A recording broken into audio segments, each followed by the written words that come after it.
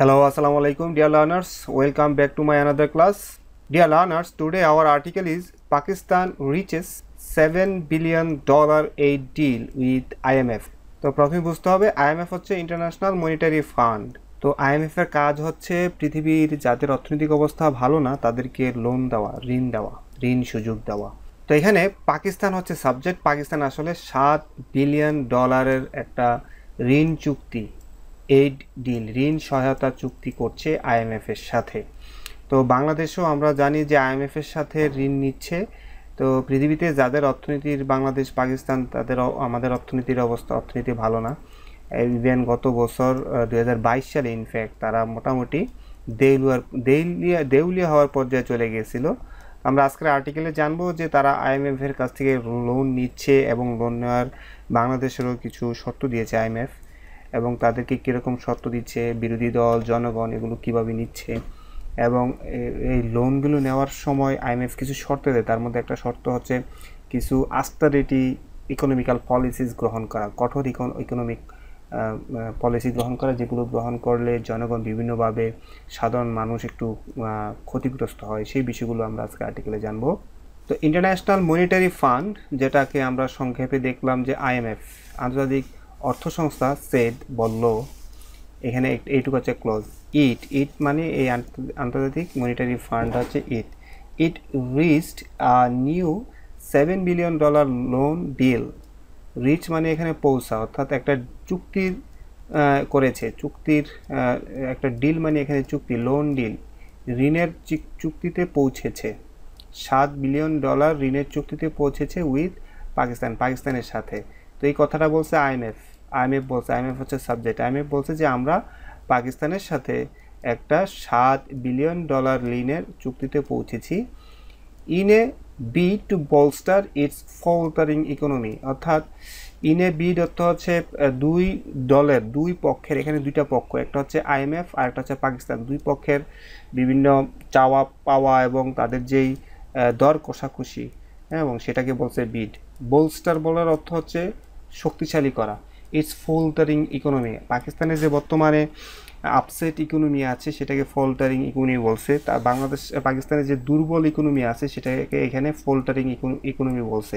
তো পাকিস্তানের দুর্বল অর্থনীতিকে বোলস্টার, শক্তিশালী করার জন্য পাকিস্তান কি নিয়েছে? ঋণ নিয়েছে।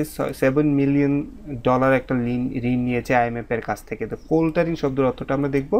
ফোল্টারিং অর্থ হচ্ছে লুজিং স্ট্রেংথ, লুজিং মোমেন্টাম, গতি হারানো, দুর্বল বোঝাচ্ছে। স্পিকিং হেসিটেন্টলি, কোনো কিছু দ্বিধাদ্বন্দ্বভাবে বলা, অথবা মুভিং আনস্টেডিলি, অর এখানে এটা বোঝাচ্ছে তাদের অর্থনীতি যে অস্থিরতা সেটা বোঝাচ্ছে হ্যাসিটেন্টলি। তো আমরা ফোল্টারিং অর্থ দুর্বল অর্থনীতি বোঝাচ্ছে, আপ ডাউন করছে অর্থনীতি, ইনফ্লেশন বাড়ছে, তারপরে রিজার্ভ কমে যাচ্ছে, এই বিষয়গুলো হচ্ছে ফোল্টারিং ইকোনমি।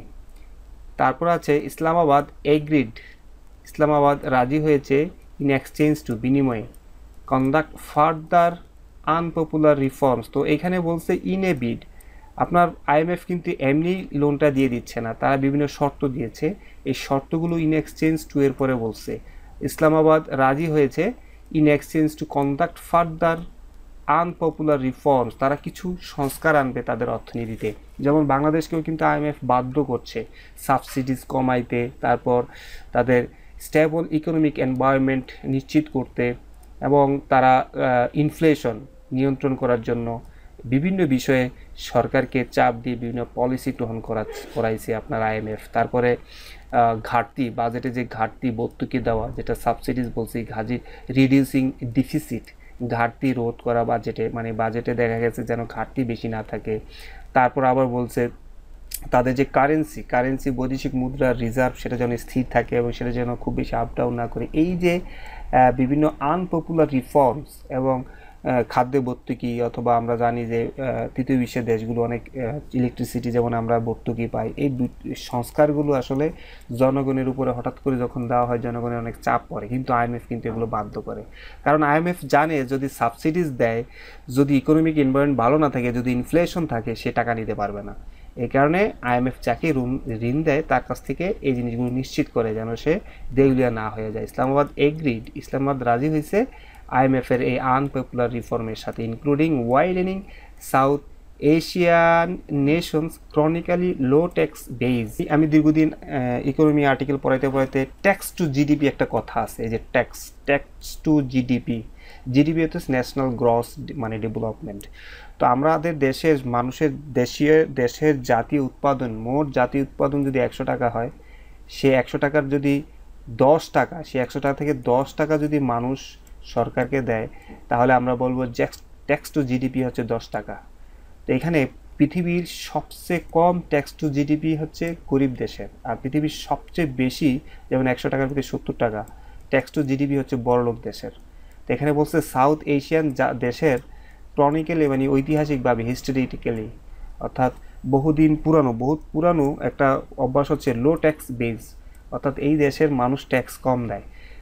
তার মধ্যে তাহলে এই যে আনপপুলার রিফর্মসগুলোর একটা গুরুত্বপূর্ণ রিফর্মস হচ্ছে প্রচুর পরিমাণে ট্যাক্স জনগণের উপরে চাপিয়ে দেওয়া। আইএমএফ সরকারকে চাপ দেয় যে আপনারা যেমন আমাদের দেশে কিন্তু যদি দেখেন গত 3-4 বছরে সরকার কিন্তু আমাদের উপরে মোবাইল কোম্পানির উপরে মোবাইলের কল রেটের উপরে অনেক ট্যাক্স চাপিয়ে দিচ্ছে। এই জিনিসগুলো এটাই বোঝাচ্ছে যে ইসলামাবাদ আইএমএফের সব শর্ত মাইনে নিছে, যে শর্তগুলো অনেকটাই আনপপুলার সাধারণ মানুষের কাছে।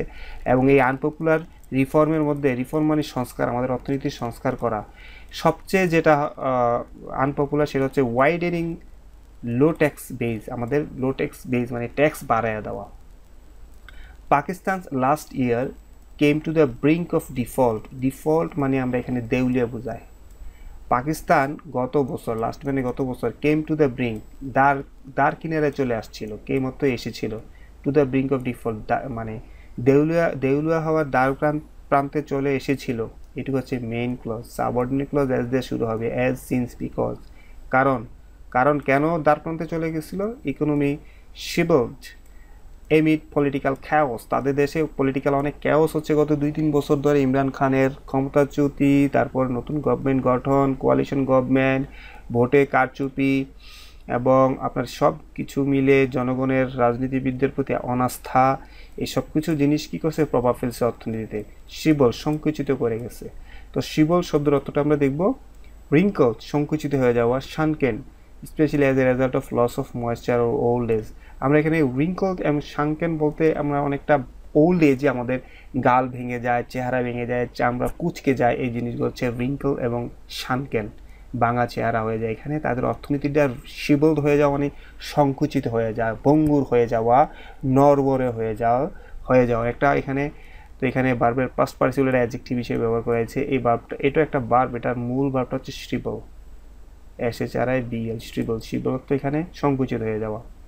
বলছে যেহেতু economy shrivelled amid political chaos, যেহেতু অর্থনীতিটা সংকুচিত হয়ে গেছে, এখানে শিবলটা ভার্ব হিসাবেই ব্যবহার করা হয়েছে। যদি আমরা দেখি ইকোনমি শিবল, অর্থনীতি সংকুচিত হয়ে গেছে, কেমন?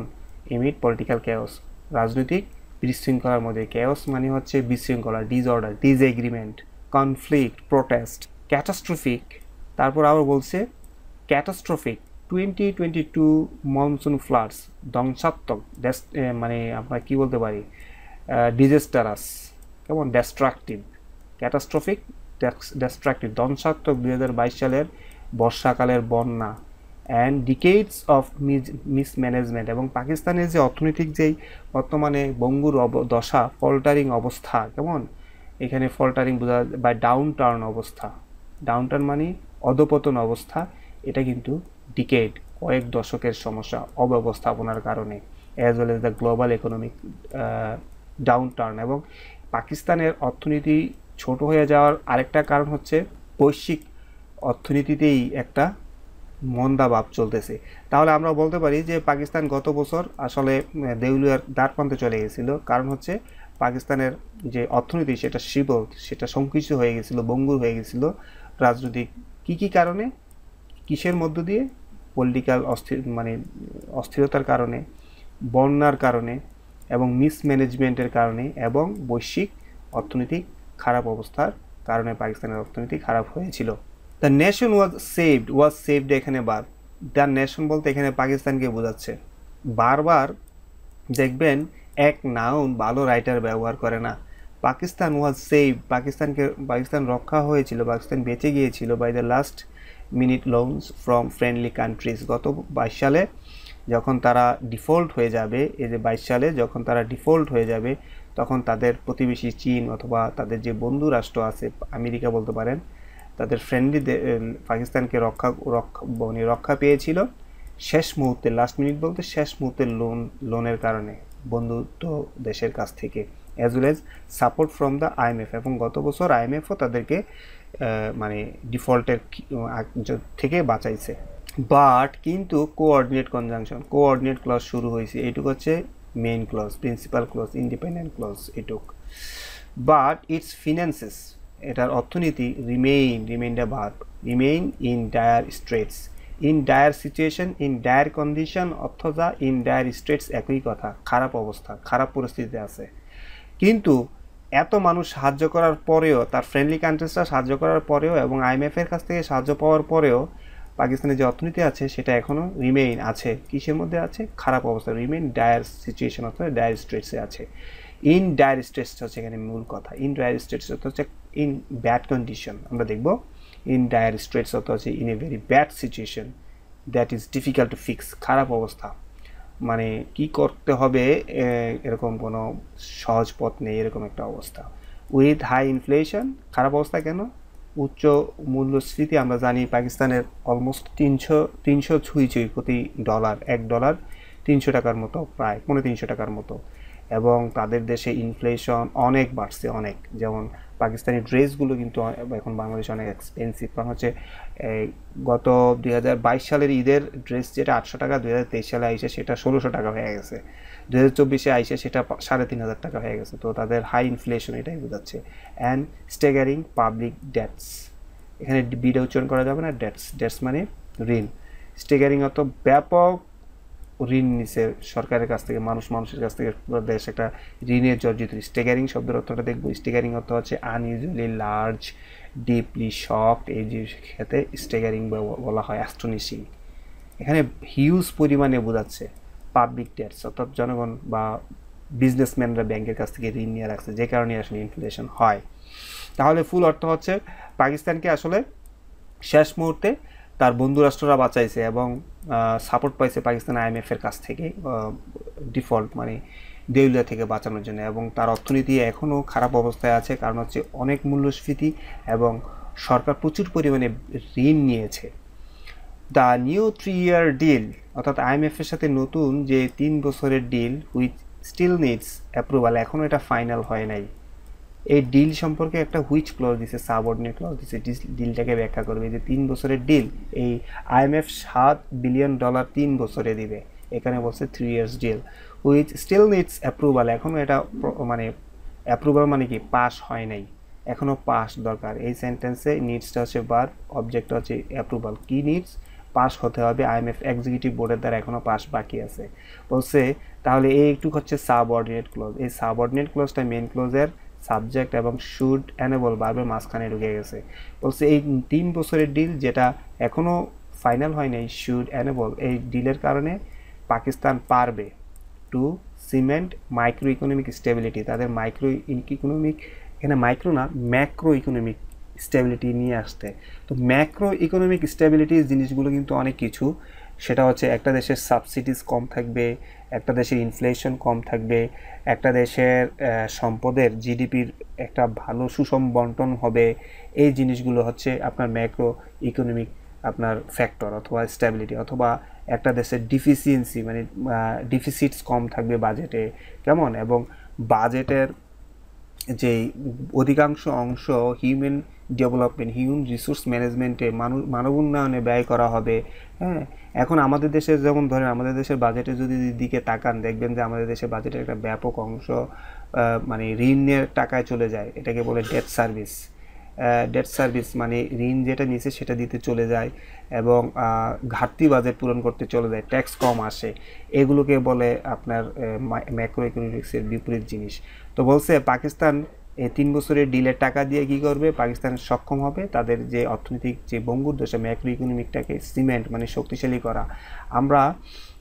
আমরা একটা শব্দ পাইছিলাম বোলস্টার আর সিমেন্ট এক কথায়। সিমেন্ট মানে আমরা জানি সিমেন্ট দিয়ে কোনো কিছু জোড়া লাগায়, এখানে সিমেন্ট মানে তাদের অর্থনৈতিক অবস্থা ভালো করবে, ম্যাক্রো ইকোনমিক স্টেবিলিটি নিয়ে আসবে, and create conditions for stronger, এবং তাদের এই তিন আইএমএফ এর ঋণের ডিল তাদেরকে কী করবে, সৃষ্টি করবে, মানে নতুন পরিস্থিতি সৃষ্টি করবে, যার মাধ্যমে তারা stronger and more inclusive and resilient growth হবে, দেশের শক্তিশালীভাবে দেশ বেড়ে যাবে এবং সুষম বন্টন হবে এবং তাদের অর্থনীতিটা শক্তিশালী হবে।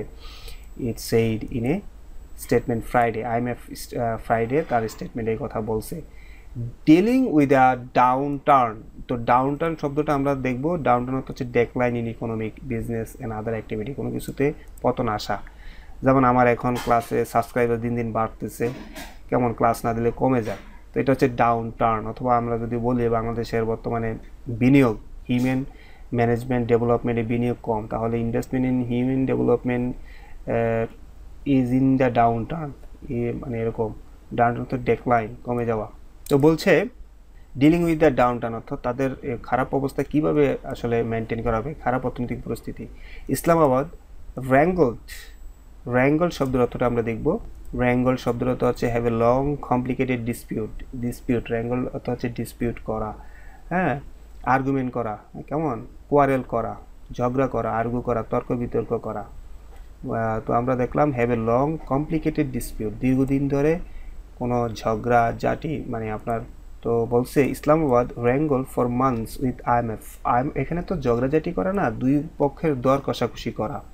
ইসলামাবাদ মানে ইসলামাবাদ বলতে এখানে ঢাকা বলতে যেমন বাংলাদেশ বোঝায়, ইসলামাবাদ বলতে আপনার পাকিস্তান বোঝায়। বলতে ইসলামাবাদ কয়েক মাস ধরে আসলে দর কষাকষি করছে আইএমএফ সাথে, চা পাওয়া নিয়ে দুই পক্ষ বিভিন্ন দর কষাকষি হচ্ছে আইএমএফ অফিসিয়ালসদের কাছে, আইএমএফ অফিসিয়ালদের সাথে টু আনলক নিউ লোন, নতুন লোন পেতে। আনলক মানে এখানে to get the new loan, নতুন লোন পেতে ইস।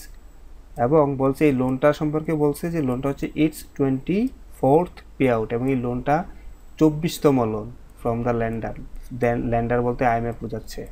আইএমএফের কাছ থেকে ইসলামাবাদের বা পাকিস্তান এটা 24তম লোন ইন মোর দেন 6 ডিকেডস, 6 দশকে, মানে 60 বছরে, 6 ডিকেড, 6 দশকের বেশি সময় ধরে আইএমএফের কাছ থেকে তারা 24 বার পে আউট মানে লোন নিয়েছে। তো এই লোন নিতে যায় আইএমএফের সাথে ইসলামাবাদ বিভিন্ন ইস্যুতে বিভিন্ন দরদাম করেছে। তো এখানে আমরা দেখতে পাচ্ছি যে প্রচুর লোন নিয়েছে পাকিস্তান, এবং এই সংখ্যাটা বাংলাদেশের জন্য হচ্ছে 13 বার। বাংলাদেশ 13 বার লোন নিয়েছে আইএমএফের কাছ থেকে, বাংলাদেশও কম যায়নি। It came on condition of far reaching reforms. It মানে কি জানেন? ইট মানে হচ্ছে এই যে পে আউট, লোনটা পাওয়া, এই যে আনলক দ্য নিউ লোন, এই যে লোনটা যে পাবে আইএমএফ কিন্তু এমনি দিয়ে দিবে না, বাংলাদেশেও কিন্তু এমনি দিয়ে দেয় না, সরকারের অনেক পলিসি পরিবর্তন করতে হয়েছে। এই সবগুলো জিনিসই বলছে ইট, মানে ইট হচ্ছে আপনার এই যে লোনটা, কেমন পে আউট টাকা তখনই পাইবে on the condition of far reaching reforms, যখন অনেক সংস্কার নিয়ে আসতে পারবে পাকিস্তান। সবচেয়ে উল্লেখযোগ্য সংস্কার হচ্ছে most notably increasing the chronically low tax base, অর্থাৎ বেজ মানে বাউন্ডারি, আমাদের যে একেবারে ট্যাক্স কালচার কম আমাদের, সেটা ভেঙে ফেলতে হবে, প্রচুর ট্যাক্স কালেকশন করতে হবে, তাহলেই তাকে লোন দেওয়া হবে। In a nation of over 240 million people, তো আমরা জানি যে পাকিস্তানে 240 মিলিয়ন মানুষ আছে, তো বলছে 240 মিলিয়ন মানুষের মোটামুটি 24 কোটি, 240 মিলিয়ন মানুষের একটা দেশে, বা ওভার বলার অর্থ বেশি, 240 মিলিয়নের বেশি মানুষের একটা দেশে, অ্যান্ড ওয়ার, এবং যেখানে মোস্ট জবস, যেখানে এই 240 মিলিয়ন মানুষের অধিকাংশ চাকরি হচ্ছে আর ইন দ্য ইনফর্মাল সেক্টরে। ইনফর্মাল সেক্টর বলতে বোঝাচ্ছে যেমন ধরেন একটা ফর্মাল সেক্টরে যদি কেউ কাজ করে তার থেকে ট্যাক্স নেওয়া যায়, কেউ যদি কৃষিকাজ করে তার থেকে ট্যাক্স নেওয়া যায়, তো যেখানে অধিকাংশ মানুষই ইনফর্মাল কাজ করে অনলি 5.2 মিলিয়ন, শুধু 5.2 মিলিয়ন, মানে 50,20,000 এরকম বোঝাচ্ছে।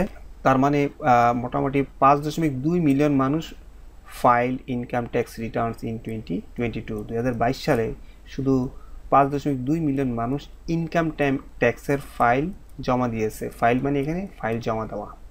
তো ফুল অর্থ হচ্ছে 240 মিলিয়নের বেশি মানুষের একটা দেশে, যেখানে অধিকাংশ মানুষের কাজগুলোর তেমন কোনো হিসাব কিতাব নাই, ইনফর্মাল কাজ করে, মাত্র তার মধ্যে স্বাভাবিকভাবে যেহেতু তারা ইনফর্মাল সেক্টরে কাজের সাথে জড়িত, মাত্র 5.2 মিলিয়ন মানুষ আপনার ইনকাম ট্যাক্সের ফাইল জমা দিয়েছে 2022 সালে। ডিউরিং দ্য 2024 এবং 2025 ফিসক্যাল ইয়ার একটা টার্ম, যেটা হচ্ছে অর্থ বছর। একটা দেশের 12 মাসের অর্থ বছরকে একটা ফিসক্যাল ইয়ার বলে। বলছে 2024-25 অর্থ বছরে, which started at the beginning of July, যেই অর্থ বছর, এখানে ফিসক্যাল ইয়ারের জন্য একটা সাবঅর্ডিনেট ক্লজ ব্যাখ্যা করার জন্য দিছে, যে অর্থ বছরটা আসলে জুলাইয়ের শুরুতে শুরু হয়েছে। দ্য গভর্নমেন্ট, পাকিস্তান গভর্নমেন্ট এইমসটা এখানে পাকিস্তান গভর্নমেন্ট টার্গেট করছে টু রেজ অর্থ উত্তোলন করা nearly $46 million in taxes. Raise মানে বৃদ্ধি করা। তো পাকিস্তান চিন্তা করছে যে আগের চাইতে $46 বিলিয়ন বেশি তারা ট্যাক্স উঠাবে এবার। টার্গেট করছে এ 40% increase from the previous year, এবং 2023-24 অর্থ বছরের যে ফিসক্যাল ইয়ারের যেই টার্গেট ছিল সেখান থেকে 40% বেশি চিন্তা করছেন। এইটাই হচ্ছে রিফর্মস, চ্যালেঞ্জিং রিফর্মস। এই যে এখানে যে বলছে আপনার, এখানে একটা কথা বলছে যে অনেক রিফর্ম করতে হবে। কেমন? এই যে এখানে একটা কথা বলছে ফার রিচিং রিফর্মস, অনেক বেশি সংস্কার আনতে হবে ফিনান্সিয়াল সেক্টরে। এই ফার রিচিং রিফর্মসের একটা প্রমাণ হচ্ছে আপনার 40% increase in the previous year, আগের বছর সাথে 40% বেশি ট্যাক্স কালেকশন করবে। এটাই হচ্ছে সেই IMF এর ধরে দেওয়া বাধা ধরার নিয়ম। মোর আনইউজুয়াল ম্যাথডস, আরও অস্বস্তিকর অস্বাভাবিক প্রক্রিয়া পদ্ধতি have seen the tax authority block. কেমন?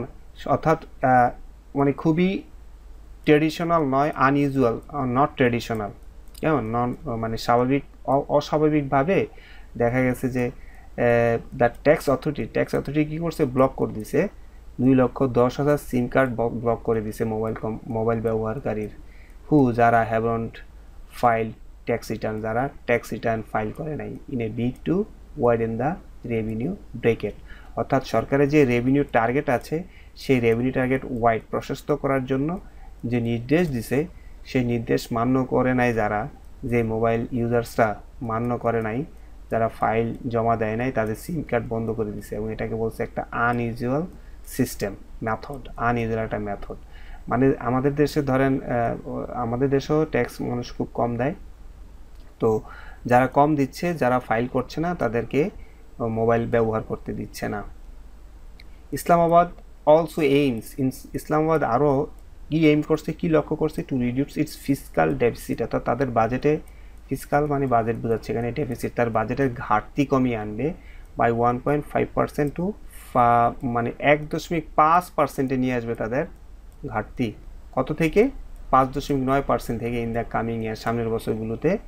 হিডিং অ্যানাদার কি IMF ডিমান্ড, হিড অর্থ গুরুত্ব দেওয়া, মানে pay attention to something, paying attention to, এই যে পেইং অ্যাটেনশন টু, এটা হচ্ছে হিড অর্থ গুরুত্ব দেওয়া, নয়? তো এখানে বলছে হিডিং অ্যানাদার কি IMF ডিমান্ড, এবং এই যে ডিফিসিট, ঘাটতি কমিয়ে আনা, ফিসকাল ডিফিসিট কমিয়ে আনা, 1.5% নিয়ে আসা, এটাও কিন্তু IMF এর একটা প্রিকন্ডিশন আপনার লোন পাওয়ার জন্য। তো এই কারণে বলছি হিডিং অ্যানাদার কি IMF ডিমান্ড, এবং তারা এই কাজটা করছে IMF এর আরেকটা কথা, মানে আরেকটা চাহিদা ছিল, সেটা অনুসারে। বাট পাকিস্তান পাবলিক ডেট, কিন্তু জনগণের public debt remains huge at $242 billion. কেমন? পাকিস্তান সরকার যে ঋণ নিছে সেটা অনেক বেশি, সেটা 242 বিলিয়ন, অ্যান্ড সার্ভিসিং ইট, এবং এই টাকা দেওয়া, সার্ভিসিং মানে এই টাকাটা দেওয়া, it will still swallow up, এই ঋণের টাকা দিতে গেলে, এটা হচ্ছে সার্ভিসিং, ডেট সার্ভিসিং জিনিসটা কিন্তু ঋণের টাকা দেওয়া, ইট উইল সোয়ালো আপ, অর্থাৎ এই ঋণের টাকা দেওয়াটা ইট, এই ঋণের টাকায় যে পরিমাণটা হবে সেটা হচ্ছে ইট, সেই পরিমাণটা সোয়ালো আপ, গিলে খাবে half of the government's income of 2024, অর্থাৎ সরকারের ট্যাক্সের মাধ্যমে বা বিভিন্নভাবে যে আয় করব, তার অর্ধেকই দিয়ে দিতে হবে ডেট সার্ভিসের নাম করে। 242 বিলিয়ন যেই ঋণ নিছে, সেই ঋণের টাকা শোধ করতে, যে অ্যাকর্ডিং টু দ্য IMF এই কথা বলছে। অ্যানালিস্ট হ্যাভ ক্রিটিসাইজড, বিভিন্ন বিশ্লেষক অথবা অর্থনৈতিক যারা ইকোনমিস্ট আছে, তারা সমালোচনা করেছে present perfect tense Islamabad measures as surface level reforms. বলছে IMF বলছে, আর আপনারা রিফর্ম সংস্কার করা শুরু করছেন, আসল গোড়ার সংস্কার তো করছেন না, শুধু মানুষের কাছ থেকে টাকাই নিচ্ছেন, এই কারণে সমালোচনা করছে। Aimed at courting the IMF without addressing underlying problems. বলছে আপনারা শুধু আইএমএফ এর কথাই শুনছেন উইদাউট অ্যাড্রেসিং আন্ডারলাইং প্রবলেমস, ভিতরে সরকারের ভিতরে যে পরিবর্তন দরকার সেগুলো আপনারা করছেন না। It is hard to not see old pattern in this new IMF deal.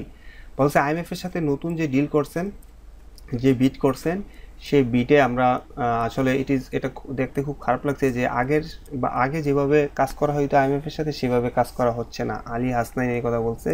তার পরিচয় হচ্ছে associate professor of economic at the Lahore university of management science.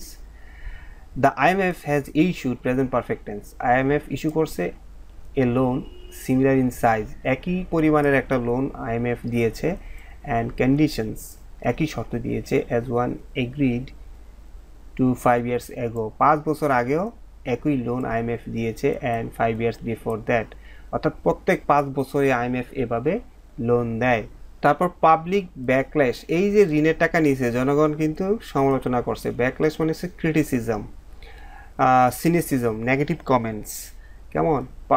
Prime minister Shahbaz Sharif came to power in February elections. February ইলেকশনে শাহবাজ শরীফ ক্ষমতায় আসছিল। Come to পাওয়ার, এখানে কেম to পাওয়ার, এগুলো কিন্তু একসাথে বলতে হবে, ক্ষমতায় আসা। কেমন? Marred by the allegation of rigging, এবং সে যে ক্ষমতায় আসছে এখানে কিন্তু আপনার প্রচুর পরিমাণে কারচুপির অভিযোগ আছে। এলিগেশন মানে অভিযোগ। তিনি ক্ষমতায় আসছে কিভাবে? কারচুপির অভিযোগে ক্ষমতায় আসছে শাহবাজ শরীফ আপনার ফেব্রুয়ারি মাসে। তারপরে আরও বলছে with ex prime minister Imran Khan jail, এবং তারা বিভিন্নভাবে ইমরান খানকে জেলে পাঠাইছে, অ্যান্ড বার্ড ফ্রম রানিং, এবং বিভিন্নভাবে ইমরান খান যেন ইলেকশনে দাঁড়াইতে না পারে তাকে এই মানে পলিটিক্যালি শাহবাজ শরীফ যে স্বাভাবিকভাবে নির্বাচিত হয় আসে নাই, সেগুলো বলছে রিগিংয়ের মাধ্যমে, ইমরান খানকে জেল দেওয়ার মাধ্যমে, এবং তাকে কন্টেস্ট্যান্ট হিসাবে সুযোগ করে না দেওয়ার কারণে এগুলো সমালোচনা করছে। The diet of strict economic measures, এই যে রিফর্মসের কথা বলছে, এই যে কঠোর অর্থনৈতিক যেই রিফর্মগুলো করা হবে, introduce by his shaky coalition government is likely to undermine their popularity. অর্থাৎ এই যে কঠোর অর্থনৈতিক মেজারগুলো, কেমন, যে মেজারগুলো কোয়ালিশন গভর্নমেন্ট, তো আমরা জানি পাকিস্তানে এখন শাহবাজ শরীফ কিন্তু একটা কোয়ালিশন গভর্নমেন্ট গঠন করছে, তো তাদের সরকারের নেওয়া শেকি কোয়ালিশন গভর্নমেন্ট বলতে বোঝাচ্ছে পাকিস্তানের এই সরকারের মাটি নিচে কিন্তু পায়ের নিচে কিন্তু মাটি নেই, শেকি কোয়ালিশন গভর্নমেন্টের যে কঠোর অর্থনৈতিক নীতিগুলোর এগুলো নেওয়ার কারণে likely to undermine their popularity, তাদের জনপ্রিয়তা কিন্তু কমে যাবে। আন্ডারমাইন অর্থ হচ্ছে কাউকে ছোট করা, দেয়ার পপুলারিটি, তাদের পপুলারিটি ছোট হওয়ার লাইকলি মানে পসিবিলিটি আছে, সম্ভাবনা আছে। তা বলছে there have already been scattered protest, এখনোই দেয়ার হ্যাভ বিন স্কেটার্ড, এখানে প্রেজেন্ট পারফেক্ট টেন্সের প্যাসিভ ভয়েস, এখনই কিন্তু আমরা protest have already been scattered, বিভিন্ন জায়গায় ছড়িয়ে ছিটিয়ে প্রতিবাদ হচ্ছে, বিদ্রোহ হচ্ছে ওভার ট্যাক্স নিয়ে, অ্যান্ড বিল হাইকস, বিভিন্ন জিনিসে বিলের দাম, বিল যে বেড়ে গেছে এগুলো নিয়ে অলরেডি প্রোটেস্ট হচ্ছে। Introduced in last months budget, গত মাসের বাজেটে যে বিভিন্ন পণ্যের দাম বাড়ানো হয়েছে এবং ট্যাক্স বাড়ানো হয়েছে, এগুলো নিয়ে এখনই আন্দোলন শুরু হয়ে গেছে। প্রিপেয়ার্ড উইথ আইএমএফ ওভারসাইট, এবং এই যে বিলের হাইকগুলো এবং ট্যাক্সগুলো এগুলো কিন্তু আইএমএফ এর পরামর্শে বাড়ানো হয়েছিল। অ্যান্ড মোর ডেমনস্ট্রেশনস, এখানে প্রোটেস্ট আর এখানে ডেমনস্ট্রেশন একই কথা, আরও আন্দোলন আর শিডিউল করা আছে ফর দ্য কামিং উইকস, সামনের সপ্তাহগুলোতে আরও বেশি আন্দোলন দেখা যাবে। While around 40% of the population already lives below the poverty line, when এগুলো subordinate conjunction, though, although, since, as, because, till, until, এগুলো subordinate conjunction, এগুলো সেন্টেন্স শুরু হলে সাবঅর্ডিনেট ক্লজ শুরু হলে কমা দিতে হয়। বলছে while around 40% of the population, যেখানে প্রায় 40% জনসংখ্যা lives below the poverty line, দরিদ্র সীমার নিচে বাস করে। দ্য ওয়ার্ল্ড ব্যাংক বলছে in April it fear that, world bank বলছে আমরা ভয় পাচ্ছি যে 10 মিলিয়ন এডিশনাল পাকিস্তানিজ, আরও 10 মিলিয়ন অতিরিক্ত পাকিস্তানিজ পড়বে বিলো দিস থ্রেশহোল্ড, এই অর্থাৎ এখানে 40% থেকে আরও 10 মিলিয়ন, 40%-এর যত মানুষ গরিব আছে সেখানে আরও 10 মিলিয়ন যোগ হবে, অর্থাৎ পাকিস্তানি গরিবের সংখ্যা আরও বেড়ে যাবে। Pakistan last $3 billion loan from the IMF in 2023 proved a lifeline। বলছে 2023 সালে IMF এর দেওয়া 3 বিলিয়ন লোন পাকিস্তানের জীবন বাঁচাইছে, জীবন বাঁচানো জিনিস হিসেবে প্রমাণ হয়েছে, মানে নয়তো তারা দেউলিয়া হয়ে যেত। But it is also came on the condition of unpopular austerity measures, ওই যে রিফর্মস, স্ট্রিক্ট রিফর্মস। বলছে কিন্তু এই টাকা, এই মানে টাকা অলসো কেম এসেছিল condition of unpopular austerity measures, এই টাকাও IMF দিছে কঠোর কিছু নিয়ম নীতি ফলো করার পরে, including an end to subsidies. এবং যে অস্টারিটি মেজার্সের একটা মেজার ছিল সরকার কোনো ভর্তুকি দেওয়া বন্ধ করে দিছে, কুশনিং কনজিউমার কস্ট, যে ভর্তুকির কারণে ভোগ্যপণ্যের খরচ, কুশনিং মানে কন্ট্রোলিং, এখানে নিয়ন্ত্রণ হইতো, সেই সাবসিডিজ কিন্তু কমায় দিছে। এই সাবসিডিজ কমায় দেওয়া জিনিসটা হচ্ছে austerity measures. In recent months, সাম্প্রতিক মাসগুলিতে, দ্য কারেন্ট অ্যাকাউন্ট ব্যালেন্স অর্থাৎ সরকারের যেই ব্যালেন্স আছে হ্যাজ রিকভার্ড, তাদের এই ব্যালেন্সটা আমরা যেটা বলি রিজার্ভটা কিছুটা রিকভার করছে, ভালো করছে slightly, and high inflation has started to subside, এবং আস্তে আস্তে যে উচ্চ মূল্যস্ফীতি, তাদের মুদ্রাস্ফীতি, এটা আস্তে আস্তে স্টার্ট টু সাবসাইড, কমে আসছে। সাবসাইড মানে এখানে ডিক্রিজ, কমে আসছে। দ্য IMF অ্যান্টিসিপেট হচ্ছে পূর্বাভাস দেওয়া, আগে থেকে বলা। IMF আগে থেকে বলছে 2% গ্রোথ দিস ইয়ার, বলছে এই বছর পাকিস্তানের উন্নতি মানে ডেভেলপমেন্ট হবে 2%, with inflation still expected to reach nearly 25% year on year. বলছে কিন্তু পাকিস্তানের এখনও inflation expected to reach 25% inflation হবে বিফোর গ্র্যাজুয়ালি কামিং ডাউন, এবং আস্তে আস্তে এই ইনফ্লেশন 2025 সালে এবং 26 সালে কমে যাওয়ার আগ পর্যন্ত ইনফ্লেশন 25% পর্যন্ত যাবে।